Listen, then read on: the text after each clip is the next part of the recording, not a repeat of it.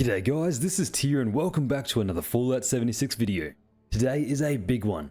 Today I'm showcasing my updated and perfected Unkillable Bloodied Heavy Gunner Power Armor Tank build, the Dreadnaught. This one is a real heavyweight, immovable object as well as an unstoppable force. This is the best PvE Power Armor build on YouTube, and I want to make that distinction clear. Please don't go taking this build into PvP thinking you'll mop the floor with everybody, as PvP is not the goal of this build. This one is purely for PvE. Anyway, you'd think that this build couldn't get any better from its previous iteration, yet I've found ways to improve it even further and push its limits with the new metas. If you'd like to skip ahead at all throughout the video or you're a returning viewer, then timestamps can be found on screen and below in the description, so you can find the information that you need easier. Alongside the amazing Nukes and Dragons written guide for this build, which is such a handy tool that you guys should be making use of in addition to this video. Alright, before we get into the build, let's talk a little bit more about it. The Dreadnaught build is well known and shared among the community. It absolutely excels at damage mitigation and pure tanking potential. The survivability is just unmatched, as well as having an insanely high amount of damage potential baked right in without any sacrifices anywhere in the build. It really is an incredibly satisfying build to play. The entire goal of this build, as you have probably guessed, is to min-max towards being as hard to kill as humanly possible, with a secondary focus of pure damage output. Now when you're playing this build in its complete and finished state, if you get all the legendary effects, mutations, perks, etc, then you will be able to walk around face tanking anything and everything the game throws at you, laughing in the face of your enemies before you cut them down with your powerful heavy weapons. It's an amazing build, and I'm excited to showcase it. Now without further ado, let's get into it. Up first we have the special stats, the basis of every build. And keep in mind that to fully utilize this endgame build, I will ask you guys to max out 2 legendary special cards. But don't worry about that for now, just right now make sure that you have the following special stats to make this build. At the very base and core of this build, you will need 9 strength, 2 perception, 5 endurance, 7 charisma, 14 intelligence, 8 agility, and 11 luck. These are your special stats at base value. Make sure you have it like this to start off with. From here, we will want the legendary special cards taken into consideration. We will have 10 extra points to play around with. For this build, we have chosen legendary strength and legendary endurance, bringing strength up to 14 and endurance up to 10. So make sure you factor that in. You will need to use these legendary special cards to complete the build. Now once everything is said and done and you have completed the build, once you're benefiting from every specific special bonus this build provides, including mutations, being on a team with other mutated players, and full hydration and food satiation, then your special points should be looking like this. 12 strength, 10 perception, 14 endurance, 10 charisma, 13 intelligence, 16 agility, and 14 luck. So yeah, that's what your build should be looking like special stats wise after you complete this build fully. While the stats aren't as impressive as other builds that make full use of unyielding, this build does its job very well with the adjusted special stats. Being able to have 14 endurance at the end is also very beneficial for our overarching build goal. If you're familiar with the previous iteration of the build, this is a vast improvement. Next we have the perks. Perks are what makes or breaks the build, especially when we are trying to hyper optimize ourselves at such a high level. Make sure you follow this in every aspect if you want to be just as powerful as I've been demonstrating throughout this video. Alright, let's take a look at the perks. Firstly, in strength we're going to be taking max rank of Master, Regular, and Expert Heavy Gunner. Taking all of these will give you 60% extra damage for all of your heavy guns. We're going to be taking this just to justify the fact that we are a heavy gunner. We want to boost that specific weapon type that we are holding. From there we're going to be taking max rank of Bandolier. Pretty obvious why we're doing that, because we carry a lot, and I mean a lot of ammo to keep all of our very high fire rate weapons fed with ammo. We do need this and it's only 2 points, so let's reduce all of our ballistic weapon ammo by 90%. From there we're taking max rank of Blocker. This is an absolute must-have for most builds out there, especially this one. You take 45% less damage from your opponent's melee attacks.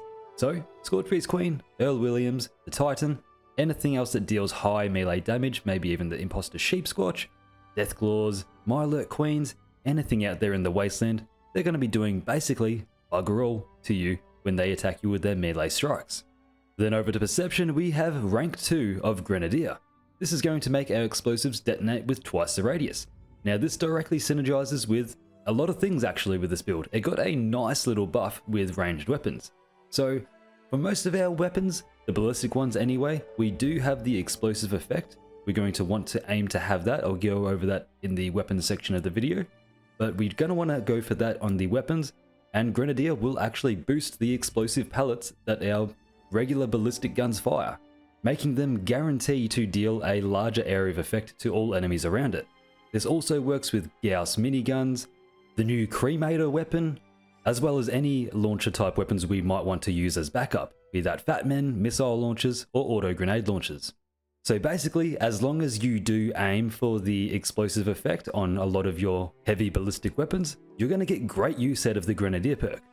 I'll go over all of this in more detail like I said in the weapons section, but if you want to stick to faster fire rate, or maybe something else for that second star effect, you can probably justify dropping Grenadier, and I'll go over what you can replace that with in a second. Then over to Endurance, we have max rank of Life Giver. This is going to give us 45 more HP, plus the 20 points of HP it costs to give us 4 endurance points anyway. So basically 65 extra points all up. We're going to take that, it's going to make us a whole lot more harder to kill. From there we have max rank of Ghoulish. This is an awesome perk to have on, especially for this build. Radiation basically cannot touch us because we're in power armor, so radiation barely affects us, but now it also heals us. So if we're going to take a few little ticks of radiation damage while we're in a Scorched Earth event from the Queen, or maybe some enemies might deal some residual radiation damage from their melee strikes, like ghouls or maybe some Mirelurks, whatever might deal radiation to you, it's just going to keep you alive a little bit longer. And then finally for Endurance, we're taking max rank of Fireproof. This makes us take 45% less damage from all explosions and flame attacks. An absolute must-have for almost all builds out there. You don't want to be caught with your pants down if you're facing off against enemies that can deal explosions. Without this perk, you'll most likely die. In Charisma, we want max rank of Stranger Numbers. This makes our positive mutation effects 25% stronger if we're on a team. This is another reason why we always want to be on a team. This is just a great perk to have. It's only 1 point and we're always on a team, so you may as well chuck it on. Next up, we have max rank of Suppressor. This is a fantastic little damage negation perk, as well as group play perk. So basically, anytime you damage an enemy, and on this build you're going to be dealing splash damage to basically everything in the vicinity, every time you damage an enemy with a little tick of damage, that's going to reduce their damage output by 30%, ergo you take 30% less damage, as well as all of your allies in the vicinity. Fantastic perk, chuck it on, it's going to help you stay alive that little bit more. And then similarly, we have Tenderizer. This makes it so that every time you deal damage to an enemy, they take 10% more damage. Ergo, you deal 10% more damage. Also, it works for your teammates and allies in the area. Every time you damage an enemy, everything is going to deal 10% more damage to that enemy. Then for Intelligence, we've got Nerd Rage. You can't have a Bloodied build without having max rank of Nerd Rage. With this perk, while we are below 20% health, which is the ideal health gate you want to set yourself for being a Bloody build, you gain 40 extra damage resistance, which is nice. You don't normally get a lot of perks that give you any resistance benefits. When you're in power armor, it's nice that this one still works. Also, massively, you deal 20% extra damage as well as gain AP regeneration 15% faster. 3 massive bonuses all rolled into one handy little perk. I love it, it's great, chuck it on your build, you won't regret it. Next up, we've got Stabilized. This is one of the main reasons that we are staying in power armor. While we're in power armor, heavy guns gain excellent accuracy and ignore 45% of your target's armor. That's almost cutting through 50% of your target's armor, just slashing it right in half, as if half of it didn't exist. That's massive for us, going to help deal a lot more damage, basically massively increasing our damage output. From there, we've got Demolition Expert at max rank. Your explosions do 60% extra damage. So same deal here with Grenadier as it is Demolition Expert. I like to run a lot of my ballistic weapons with the explosive 2nd star effect, and this just makes those explosions do 60% more damage. Demolition Expert also applies to Far-Flung Fireworks, that little explosion right there. It also applies to Fat Men, missile launchers, Hellstorm launchers, auto grenade launchers, anything that deals an explosion on this build, and you've got a lot of sources for explosions on this build, so we're going to take Demolition Expert. It's great, chuck it on, 60% extra damage, fuck yes. And then finally, max rank of batteries included. Unfortunately, we do need this. We do need to spend the 3 perk points to get batteries included. I wish that it was only worth 2 perk points like Bandolier, but anyway. It makes our energy weapon ammo weigh 90% less. We need this because we're in power armor, we're going to be carrying most of the time a lot, and I mean a lot, of fusion cores to keep our power armor fueled. And fusion cores, they weigh a lot, so we do need this for them alone. But in that same vein, if you're also like me, you've got a lot of weapon variety on your heavy gunner, which means there's a lot of weapons out there that do cost energy ammo, be that a plasma caster, Gatling plasma, Gatling laser, Gauss minigun, or a flamer. All of those fall under the category of using energy weapon ammo, so we want to make them all weigh just that little bit less for us. Going into agility, we've got max rank of adrenaline. This is an amazing perk for damage output. Basically, at max rank, you gain 10% extra damage every time you kill an enemy, maxing out at 60%. So you only need 6 kills to get the max effect here, and that'll last you for 30 seconds. When you're in a group event or with a large group of enemies or in any endgame content like expeditions or daily ops, you're basically always going to see that maximum effect active because you're just constantly killing enemies left, right, and center. So basically, I see this as when I'm in an event, it's just a permanent 60% extra damage boost. Take it. From there, we have Dodgy. This is one of the best damage negation perks in the whole game. Avoid 30% of incoming damage at the cost of 30 action points per hit. Now, Dodgy is one of the main reasons why we're able to tank so much damage, because that 30% on top of everything else just overclocks our damage negation so much. Then we've got max rank of Bloody Mess. This makes us do 15% extra damage. I'll always take this on every build because I want to squeeze out the maximum damage potential I possibly can on all of my builds. So we're going to take Bloody Mess and we're going to benefit from that 15%. Next up, we've got One Gun Army. This makes our heavy guns gain a 12% chance to stagger and a 12% chance to cripple a limb. You will see more benefit for this perk if you use a high fire rate automatic heavy weapon like an LMG or a 50 cal, as opposed to something like a Gatling gun, but the point remains this is a very useful perk card that we will be taking. This perk is insanely useful in a few choice scenarios, one of those being the Scorched Earth Queen boss event. If you're using this build or using this perk in general, make sure you're aiming at the Queen's wings. You will eventually cripple them and force her to land. From there, we've got Ricochet. This gives us an 18% chance to deflect back some of our enemy's range damage. Essentially, what this perk doesn't tell you is it is basically an 18% chance to take no damage from your opponent's ranged attacks. So you get shot by a ranged weapon, be that pistol, missile launcher, or some sort of spit attack from a mutated enemy, you've got an 18% chance to take absolutely 0 damage from said attack. Also, this perk does have a fair few synergistic properties with some items in the game, including vampires. If you're holding a vampire's weapon and a bullet gets deflected back at the enemy, that'll count as you shooting them and you will heal 2% of your maximum health from that vampire's effect. And finally, for luck, we have Starch Genes maxed out. This will just make it so that we get to keep all of our chosen mutations. We will never lose them and we will never gain any that we do not want on the build. There we go, the perk cards for the Unkillable Dreadnaught build have been showcased. Those are the perks that I would 100% recommend to min-max this build, both for damage mitigation as well as damage output. However, I do have some small details you can switch around for alternative ways to play. Let's get into that. Alright, so firstly, you can have alternative playstyles for this exact build set up in your punch card machine. Just head over to one and set one up with the exact same specials we said before, and let's change a few things around. From there, if you do not want to play in a team for whatever reason and you'd like to play solo, take out Stranger Numbers and Suppressor, and then slot in Lone Wanderer. It's as simple as that. And then just make sure you don't have the herd mentality mutation. And there you go, you're right as rain. And if you'd like to change this Bloodied build into a high health build, here you go. This is all you have to do to make that happen. Take out Nerd Rage. That's it.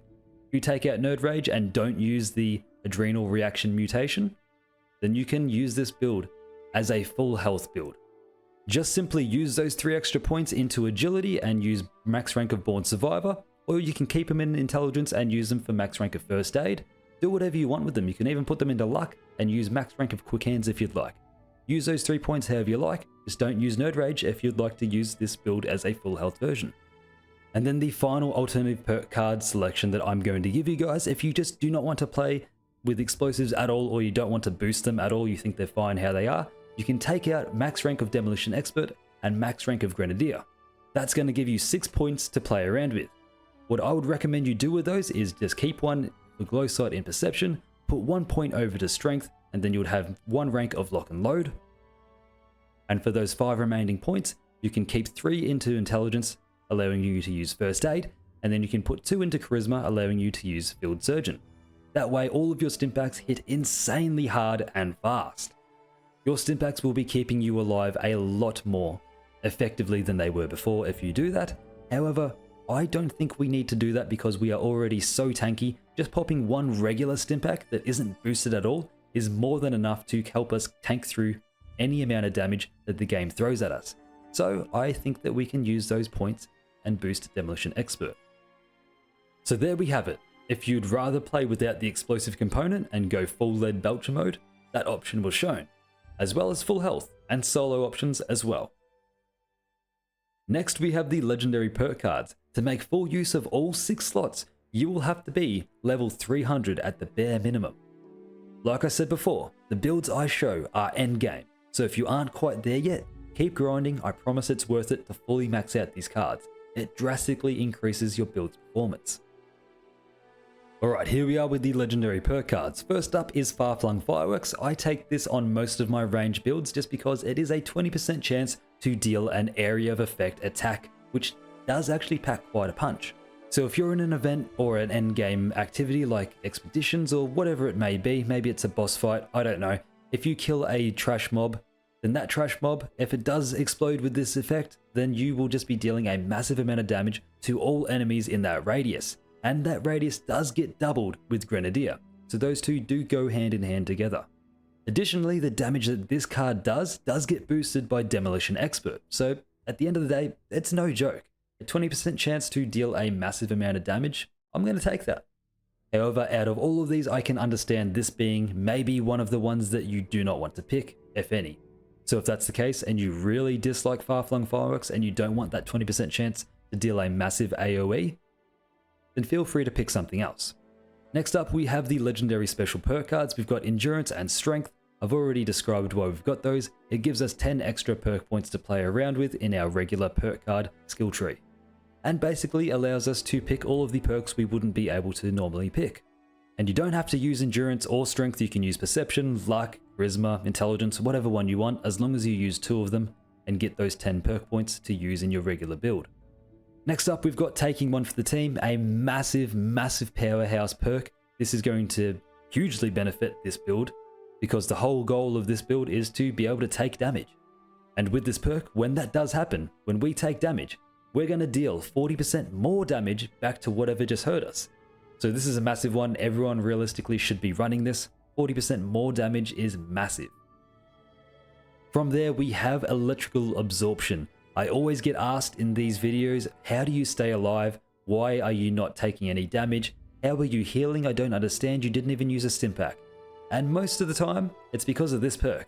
This gives you a 20% chance that energy damage will recharge your Power Armor's Fusion Core and restore health.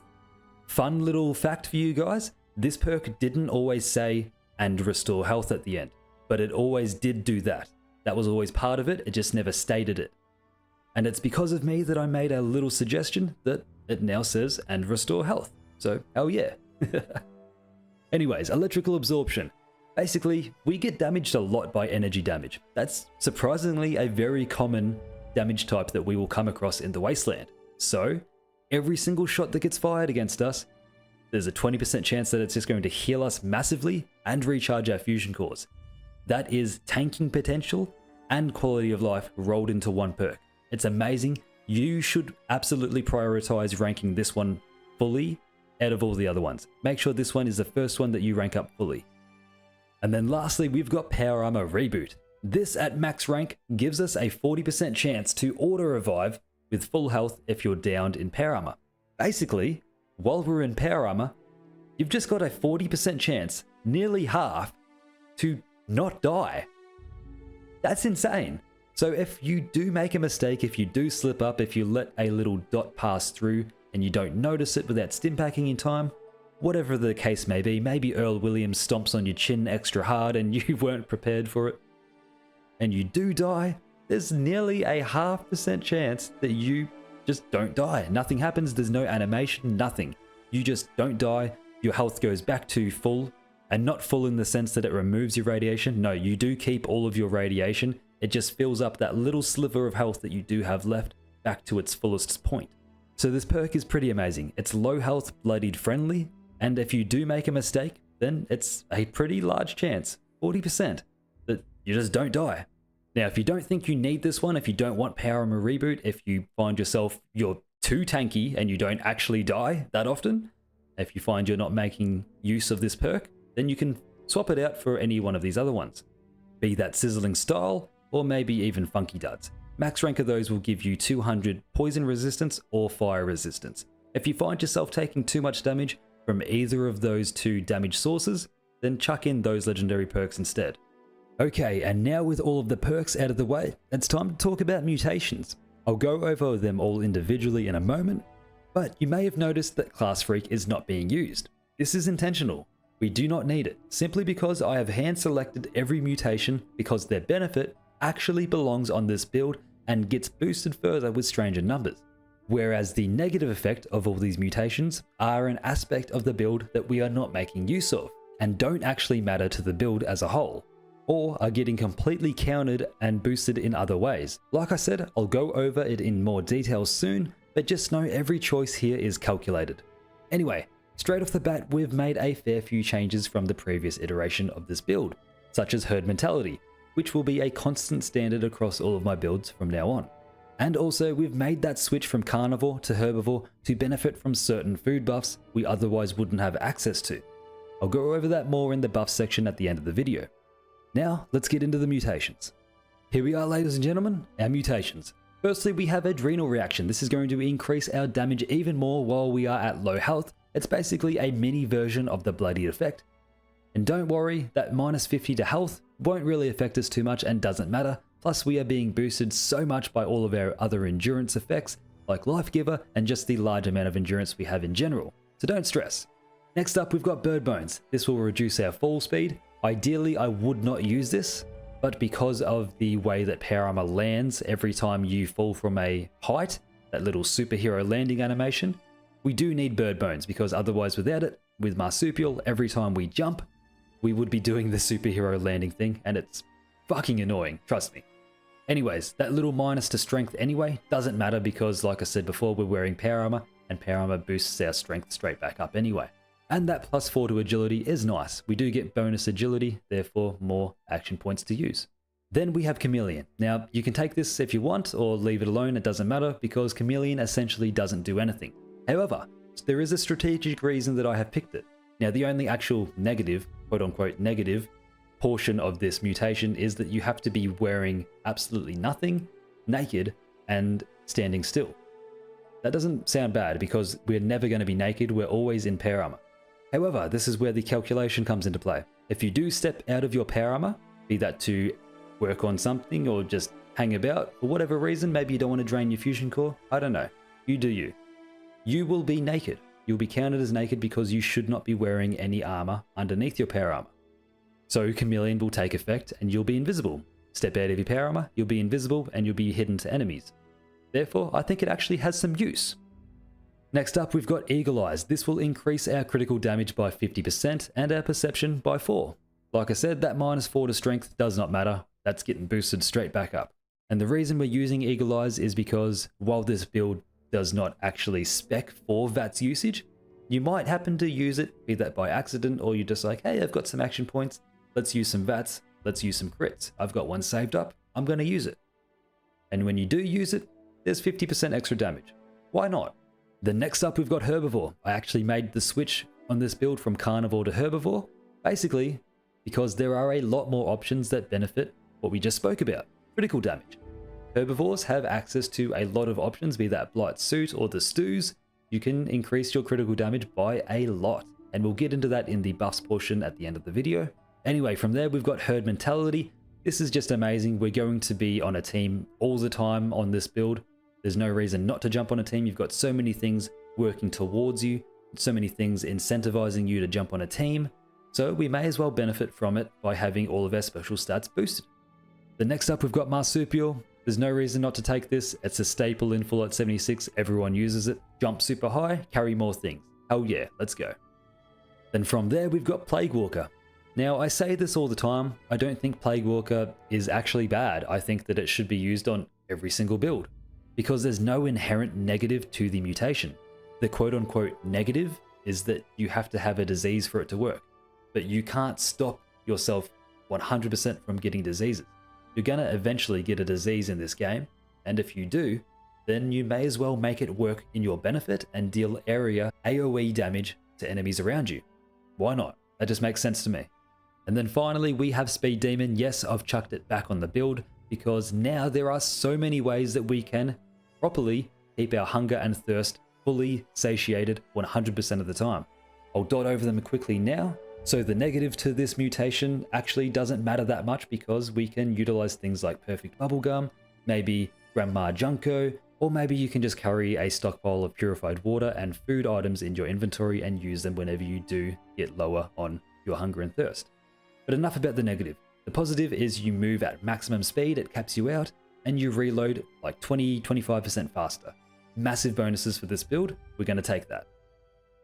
Next, let's talk about weapons. These are going to be the most important items in your inventory. Thankfully, heavy gunners have a lot of freedom here and can select from a wide variety of base weapons that will all serve you very, very well. You could become an automatic lead belcher and use the LMG, minigun or 50 cal. You could slightly utilize VATs and criticals with one-shot heavy snipers such as Gatling guns or plasma casters, as we've already spoken about.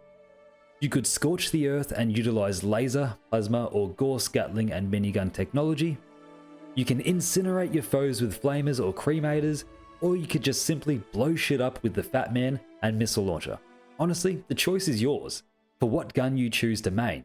There's a lot of fun options here and heavy gunners really be eaten well with their options when it comes to weaponry. Personally, I like to run between the Gatling plasma, Gatling laser and 50 cal for the bulk of my playtime, as they are all very ammo efficient. Then when I feel like using VATs, I switch to my plasma caster. And if I ever do feel like making things go boom, I use the new cremator and the auto grenade launcher. Now these are just the options that I choose to use on this build. I've got a lot more that I could choose from just in my stash box, but I don't use them as often. Anyway, as for the legendary effects that you want on these guns, they can vary depending on the gun you pick. But for every single one, you will want to make sure you aim for the Bloodied first star prefix effect, as this will be the best in slot for damage and will synergize with our build. Then comes the second star slot. This is where all of the variation come into play depending on what gun you pick. For the most part, on your fully automatic heavy guns, you will want the 25% faster fire rate effect to massively increase your DPS potential. Or, alternatively, if it's a ballistic fully automatic weapon, you could choose to deal slightly more damage per shot with the explosive legendary second star effect. Both of those are kind of neck and neck for me. I like to use both of them on different weapons and switch between the two every now and again. However, if it's a plasma caster or Gatling gun, I do recommend the 50% VATS crit damage effect, as that will synergize more with that weapon's base function. You can use VATS a lot better with those weapons. Whereas if it's a launcher type weapon, then you might be better suited to aim for the 25% more damage while aiming effect, to just make each explosion pack a little bit more punch. And while that is something you could do, feel free to also utilize that 50% VATS critical effect on your explosive launcher weapons as well, since the explosions do deal critical damage now. Anyway, variation over. For the third star effect, I always aim for the reduced weight. As you can see in my inventory, I have a lot of these god rolls. Heavy guns are, well, they're fucking heavy. So aiming for reduced weight will allow you to carry more of them, and worry less about the inventory management with weight reducing perks. Making sure you farm and collect all of your heavy weapons with the reduced weight effect will allow you to save a lot more perk point space and collect a lot more of these weapons. Plus, there's not really any other third star effects that are really useful for a heavy gun. The only other third star effect that could even be considered with it to aim for would be the 15% faster reload effect, just to get you back into the fight slightly quicker. Everything else just doesn't really benefit a heavy gunner too much, not even the VATS orientated ones. except for those specific use case situations where you might be using a plasma caster. If that's the case, go ahead and chuck less VATS cost on it. But by and large, you won't be able to sustain your VATS usage too well on this build. So yeah, don't really aim for any of those things. I'd go for 90% reduced weight. So yeah, all of the ideal legendary effects would be the following: Bloodied and 25% faster fire rate and 90% reduced weight for automatics, followed by Bloodied, the explosives bullets effect, as well as the 90% reduced weight effect for automatic ballistic weapons, then the Bloodied and 50% VATS critical damage and 90% reduced weight if it's a heavy sniper type gun, then finally Bloodied and 25% more damage while aiming and 90% reduced weight if it's a launcher type weapon. Those are all of the god roll weapons I would recommend for this build, with Bloodied faster fire rate and Bloodied explosive being the main ones that I would aim for. Now, as for backup weapons, I highly recommend that you have a vampire's heavy weapon of some sort in your possession for those real, oh shit, self-heal situations. Vampires will heal you 2% of your health per shot that hits an enemy. This is why I recommend a vampire's pepper shaker with the single barrel modification, so that you can shoot out 16 projectiles, and if all of those hit, then you have the potential to heal yourself for 32% of your health per shot. I honestly can't think of a better self-healing weapon in the entire game. The pepper shaker with vampire's effect and single barrel is just elite, and is truly an amazing weapon to have on backup. Now for the weapon mods. Thankfully, heavy weapons are straightforward, so this will generally apply to all of them. You're going to prime up the receiver on all of your guns that have that option, and then you're going to chuck in the barrel that deals the most damage, be that heavy or long. Then chuck in whatever mods increase the ammo capacity and reduce the AP usage. It's very straightforward here, all of the heavy guns basically follow the same template. Now, I know it might seem like an impossible task to get all of these god roll weapons. That's why I'm here to tell you that it's okay to use whatever you can in the meantime, while you grind for your ideal weapons. You can use 1-star bloodied guns, or the pre-made unique guns that Bethesda give you, like the Action Hero or the Final Word 50 cals. All of these will serve you very, very well while you grind for that ideal weapon. Next up, we have armor, or more specifically, power armor. It's pretty easy to feel like a walking, talking tank of unrelenting destruction with the right suit of armor, and I've got the right suit of armor for you guys. Now, if you don't know, each piece of power armor on its own does grant you 7% damage mitigation and 15% radiation mitigation. In total, that's 42% damage and 90% radiation. All of that just for being in a suit of power armor alone. And that's before you take into consideration any damage or radiation resistance that the suit offers you as well. This is another reason why we are so hard to kill when we wear power armor.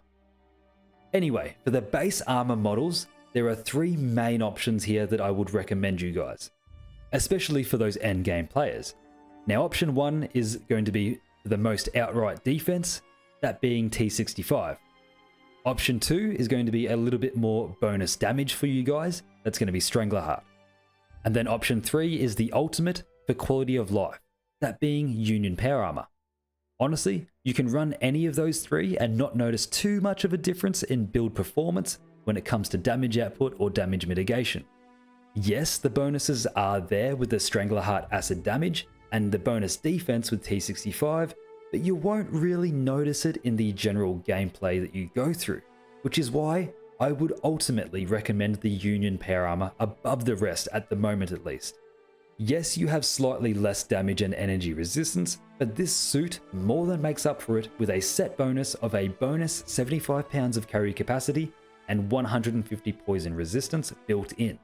And keep in mind, this build just has so much raw damage mitigation going for it with the perk cards and other areas of the build that we can afford to take a little bonus quality of life armor and lower our resistances a little bit. But like I said, the choice is up to you. While I recommend Union Power Armor ultimately as the #1 choice here, you may prefer to rock T65 or even Hellcat due to its accessibility. Or you may prefer Strangleheart for the slight boost in damage output that suit provides. In saying all of that, personally, I'm still rocking a full suit of Overeater's Sentinel Ultrasight Power Armor. I know, talk about taking your own advice right here. Anyways, the legendary effects that you will want to aim for your armor will be the following. The first star prefix will need to be Overeaters. At full hunger and thirst, This effect reduces your incoming damage by 6% per piece. Now with a full set, that's an additional 30% damage reduction from all damage sources. This far outweighs anything else you could put there, including Vanguards and Bolstering. It just blows those two effects out of the water, trust me. Then for the second star effect, you're going to want to aim for 5% faster AP regen. If this build did have one flaw, it would be the AP sustain issues, but that's to be expected with a hulking suit of metal. So having a full set of this effect will help alleviate that issue. Additionally, I would recommend the hardy second star effect, the one that makes you take 7% less explosive damage, but there's not really anything in the game that would warrant its use. We don't really take any massive amounts of explosive damage in this game, and if we did, fireproof and dodgy, and then overeaters would knock that out of the water anyway. So yeah, just aim for the faster AP regeneration effect. Then finally, on your third star, you will want to aim for that Sentinels effect. Oh, that sweet Sentinels effect. This effect grants you a 75% chance to reduce your incoming damage by 15% while not moving, per piece. So yeah, if you manage to get the Unicorn Gold Roll set of armor, having Overeaters, AP Refresh and Sentinel on every piece of armor, be that either for a full set of T65, Union, Strangleheart, or whatever your current model of choice might be, then you will be feeling invincible, like you're untouchable, like nothing can hurt you. And this is because while the base armor model does matter, the legendary effects matter a lot more, which is why I still run my full set of Overeaters, Sentinel, Ultra Sight, Power Armor over my T65 set of Overeaters, which only has 2 pieces being Sentinel. I hope that makes sense to you guys. Anyways, next up, we can skip over the Under Armor and Backpack section, as this build does not utilize either. Just wear whatever feels right for you for those rare occurrences of when you do step out of the armor. Now as for Power Armor mods, it's fairly straightforward here. For the helmet, I recommend the targeting HUD. It just makes enemies glow red, making life a little easier for you. Then there's the arms. They don't really matter here, so chuck on whatever you wish, as unfortunately there are no armor modifications in the game at the moment that benefit gunplay. Then for the legs, we are going to stick with the calibrated mod. This will increase our carry capacity by 100 if we get it on both legs, which is massive. Then finally, the main part of the modifications, the chest piece. You're going to want to chuck in Emergency Protocol. This mod is so unrealistically overpowered and directly synergizes with our whole build. With this mod, while we are below 20% health, this mod will reduce our damage taken by 50%, on top of everything else we already have. That's insane. This is the real damage mitigation cherry on top, and it is the main reason we can stay alive so well with such little health. Anyways, that does it for the armor section. As always, just use whatever you can while you grind for that perfect set of armor. Like I said before, I'm still not there. I still don't have a perfect set of T65 armor, and I'm still kicking ass. So yeah, you can use whatever you want in the meantime, be that 1-star Overeaters Raider Power Armor for all I care. I'm sure it will treat you well. Just keep grinding and use what you can. Now is the part of the video where we talk about the build buffs. As always, shout out to the legends over at Buffs N Brew for providing the buff cheat sheet for us all. Feel free to check them out in the description below if you'd like to see more handy visual guides such as this. They have some incredible stuff on the website. Now, the buff cheat sheet for this build, and Power Armor builds like it, is a little atypical. As you can see, when it comes to food buffs, the only thing that can really benefit us is the crit damage from the sweet Mute Fruit Tea. I'd recommend using this if you're maining the Plasma Caster or Gatling Gun. Whereas if you'd like extra defense, we have a multitude of options here for more damage, energy, and poison resistance if you need the extra boost. And we should also take Company Tea, Tato Salad, and Sweet Tato Stew for the AP and health benefits. As for chems, we have a few options. However, I'd highly recommend Psycho Buff, as it gives us the 25% more damage bonus and a plethora of health increasing bonuses, making us harder to kill. Then for alcohol, unfortunately, heavy energy weapons cannot currently benefit from the high voltage Hefe, so I can only recommend a boost to all of your ballistic heavy weapons in the form of Ballistic Bock, granting 15% more damage. Then for magazines, there are options that affect all heavy guns, be that 10% more damage in general from Guns and Bullets 7, or 100% more crit damage from Tesla Science 8. Or you could just boost your defense and crit damage further from the food buffs, with the Live and Love 3 magazine. And then finally, and surprisingly, actually very important, we have camp allies. I'd highly recommend making full use of Grandma Junko. She will give you the home cooked meal effect, which makes your hunger and thirst not deplete at all for an hour long. This is very beneficial in combination with our Overeaters effects. However, it can only be acquired every in-game 24 hours. Since that option does have downtime, a much better long-term alternative option would be to purchase Perfect Bubblegum from any of the gold bullion vendors. These have the same effect and can be taken whenever without limit. Additionally, you could take Roast Proof from Joey Bello every now and again and take 10% less stagger, fire, melee, and explosive damage. I think that's pretty cool to add on to the top of this build. Now before I end off the video, let's just talk quickly about the total damage mitigation of this build. As you can see on screen, there are a lot of effects and perks working in our favour to keep us alive. I've split it up into two main sections. Your total damage mitigation for when you're solo, and then your total damage mitigation for when you're on a team. Underneath both of those, we have subsections showing your total damage mitigation towards radiation, then explosions, and then your total damage mitigation towards both energy and ballistic. And keep in mind, these total numbers are assuming that you are running this build with all of its perks and have a full set of Overeaters Sentinel and Hardy T65 power armor for the greatest defense. Now just quickly, I am using T65 just to streamline this whole thing and make it simpler, as that is going to get you the greatest defense, so it's just a little bit helpful to show the highest number you can achieve. However, you're more than welcome to utilize Union, Strangler, T45, hell, even use Raider armor. The difference in total damage mitigation will be in the single digits. It won't make much of a difference, as the total brunt force of our damage mitigation comes from perks and legendary effects, not the model of the armor. Now as you can see on your screen, we have radiation mitigation and explosive mitigation. That remains the same on both solo and on a team. The radiation comes from the suit of power armor. You naturally get a 90% radiation mitigation effect from stepping into a full suit, so we have that across the board. Whereas explosive, you have 72.50% explosive mitigation if you have fireproof on top of a full suit of the Hardy 3rd star effect.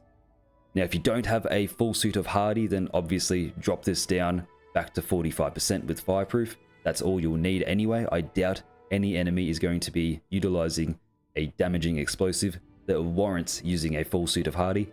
I just want to be able to show you guys the numbers.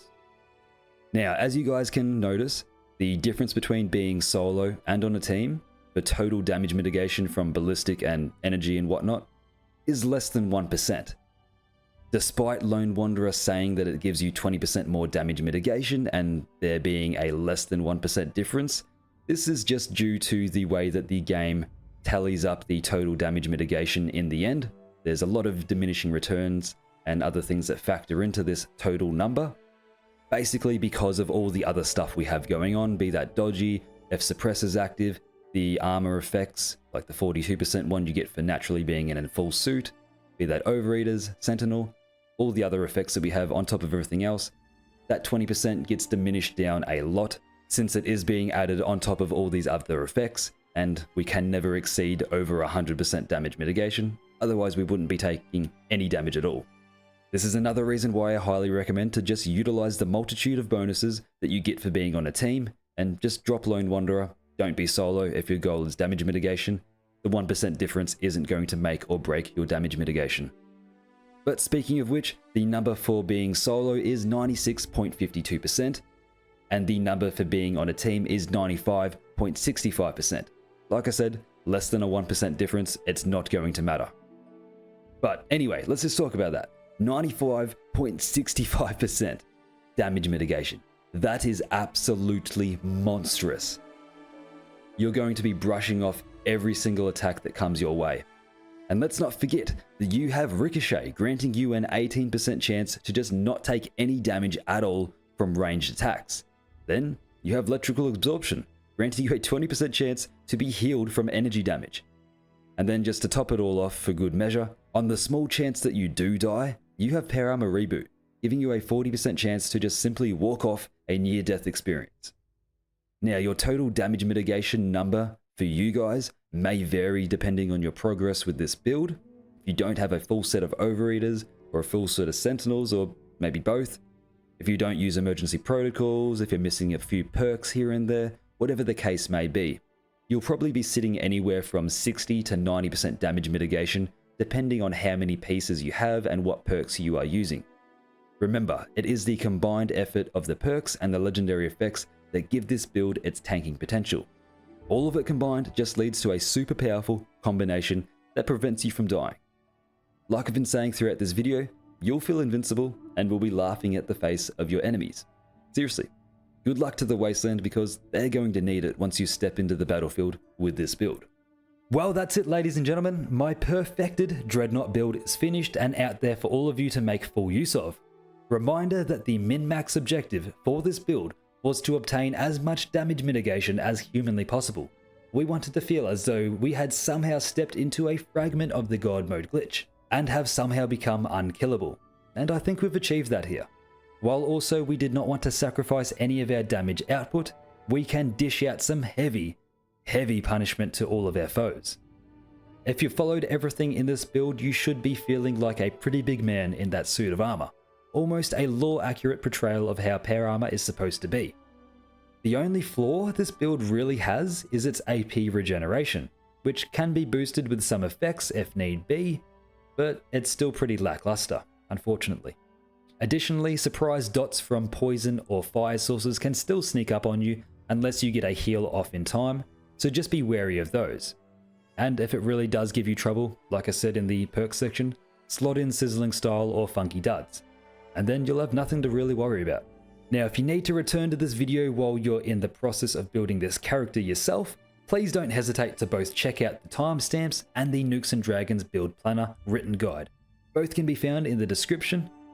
Also, check out my build playlist. I've got heaps more min-max builds that you guys should check out, ranging from min-max melee to stealth commando, stealth rifleman, shotgunners, pistoliers, all complete with full and low health options. That's going to do it for me. A massive shout out to all my current Patreons and channel members. You're all legends and thank you for your support. If you'd like to support me further, then consider becoming a Patreon or channel member or checking out my merch store. We've got a lot of great designs and benefits, so be sure to check that out in the description, along with my other social medias like Discord and Twitter. Subscribe if you're new, and like the video if you enjoyed. I've been Tia, and I'll catch you in the next one. Welcome to Valhalla.